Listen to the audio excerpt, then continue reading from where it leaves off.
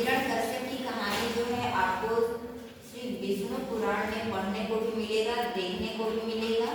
ठीक है, शायद आप लोग कहानी सुनेंगे तो याद भी आ जाएगा कि अरे हमने तो टीवी में देखा है, अरे टीवी देखा है हमने, सब चीजें क्या आपको याद आने लगेगा। ठीक है ना। तो सतयुग में महर्षि कश्यप, ठीक है ना, और उनकी पत्नी का नाम क्या था? दिति था। उनसे दो पुत्र हुए थे। पुत्र का क्या नाम था? हिरण्यकश्यप और हिरण्याकश्यप। ठीक है ना, जो असुर के थे। ठीक है ना, दैत्य जाति के थे। दैत्य मतलब असुर जाति के थे। असुर मतलब हाँ, ठीक है ना। तो हिरण्यकश्यप ने क्या किया था? बहुत कड़ी तपस्या किया था। ठीक है ना, बहुत कड़ी तपस्या किया था। तो उससे प्रसन्न होकर ब्रह्मा जी ने कहा था कि तुम जो वरदान मांगना चाहते हो मांग लो। ब्रह्मा जी ने वरदान में क्या दिया था? ठीक है ना, ना वो मनुष्य से मर सकता है, ना जानवर से, ना वो दिन में मरेगा, ना रात में मरेगा, ना घर के अंदर मरेगा, ना घर के बाहर मरेगा, ना कोई ऊपर मरेगा, ना नीचे मरेगा। हाँ, याद आ रही है कहानी? ना अस्त्र से मरेगा, ना शस्त्र से मरेगा। तो आखिर वो कैसे मरेगा?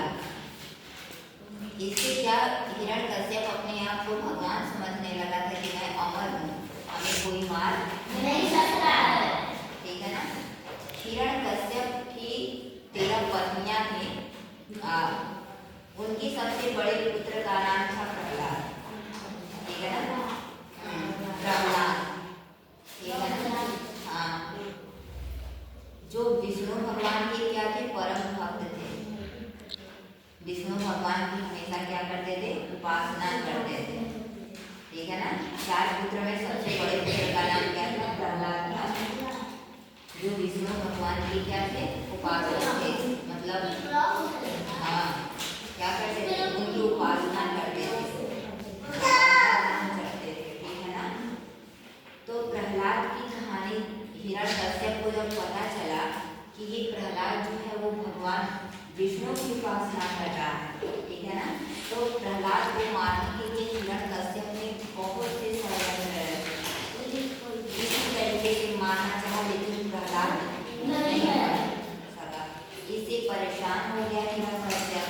हिरण्यकश्यप की पत्नी होलिका, होलिका ने अपने भाई को सुझाव दिया हिरण्यकश्यप को कि भाई, मैं यदि चिता में बैठूंगी तो मैं नहीं जलूंगी अग्नि में, इससे मैं क्या करती हूँ कि मैं प्रहलाद को लेकर के चिता पे बैठ जाती हूँ। तो उसने क्या किया कि लकड़ी की चिता तैयार किया और प्रहलाद को लेकर के चिता पे बैठ गया। ठीक है ना, बैठ गई।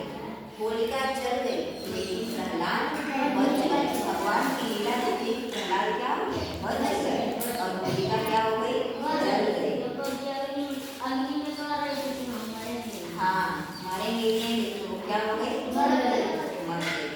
उसके बाद भी हिरण्यकश्यप ने प्रताड़ना नहीं छोड़ा, तब भी प्रहलाद को प्रताड़ित करते रहे। बाद में भगवान विष्णु ने धरती पर नरसिंह अवतार लिया। ठीक है ना, नरसिंह अवतार कैसा शरीर था? देखे ही थे, शरीर मनुष्य का था। कैसा था? हाँ, और क्या था? उसने कहा था, क्या कहा था? मनुष्य से मरोगे ना जानवर से मरोगे। इसलिए उन्होंने किसका अवतार लिया था? नरसिंह का अवतार लिया था। उसके बाद देखिए क्या हुआ। अब मरेगा तो कैसे मरेगा? वध तो हो गया। किसने वध किया? भगवान विष्णु ने नरसिंह का अवतार लेकर के हिरण्यकश्यप का वध कर दिया। कैसे वध किया था? न दिन में मरोगे न रात में। तो कौन से समय मारा था? वो भी गया जो जब सूर्यास्त होने को रहता है, कभी ये थोड़ा पानी ले लो, जब सूर्यास्त होने को रहता है तब न घर के अंदर मरोगे न बाहर मरोगे। तो कहाँ जंगल पे रख के मारा था।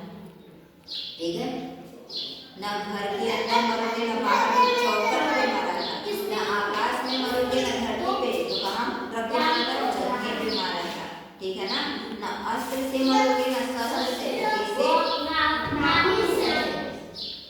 आगे ना। हाँ, होली से पहले हम लोग क्या बनाते हैं? होलिका दहन मनाते हैं, इसीलिए आइए गाने समझ में। हाँ, तो ये क्या है? बुराई पे अच्छाई की जीत का प्रतीक है, हिजरत